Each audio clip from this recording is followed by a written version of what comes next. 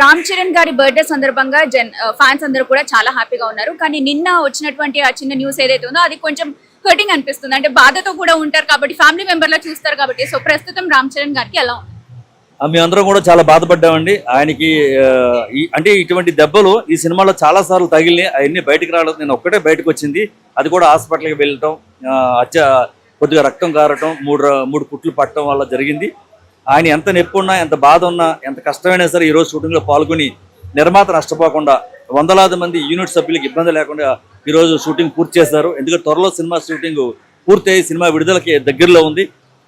ఏం పర్వాలేదు, అభిమానులు ఎవరు కంగారు పడక్కర్లేదండి. ఒక 2-3 రోజులు ఆయన పూర్తిగా కోలుకుంటారు. సో ఓన్లీ రామ్ చరణ్ గారి గురించి కాదు, నార్మల్ గా అంటే చిరంజీవి గారి ఫ్యామిలీకి కూడా మీరు చాలా క్లోజ్ గా ఉంటారు కాబట్టి, వీళ్ళ ప్రత్యేకంగా రామ్ చరణ్ గారి గురించి అడిగితే యాజ్ ఎ పర్సన్ గా ఎలా ఉంటారు మీరు? ఈ పెద్ద సినిమా రిలీజ్ అయిన తర్వాత నాతో పాటు భారత ప్రజలంతా కూడా ఆశ్చర్యపోయే విధమైన సినిమా ఇది. అంత గొప్పగా నటించారు. ఇంతవరకు ఏ హీరో కూడా నటించలేదు. రాబోయే కాలంలో కూడా ఏ హీరో కూడా నటించలేనటువంటి యాక్షన్ ఈ సినిమాలో చూడబోతున్నాం. ఈ సందర్భంగా మరొకసారి రామ్ చరణ్ గారికి హృదయపూర్వక జన్మదిన శుభాకాంక్షలు. జై చిరంజీవి.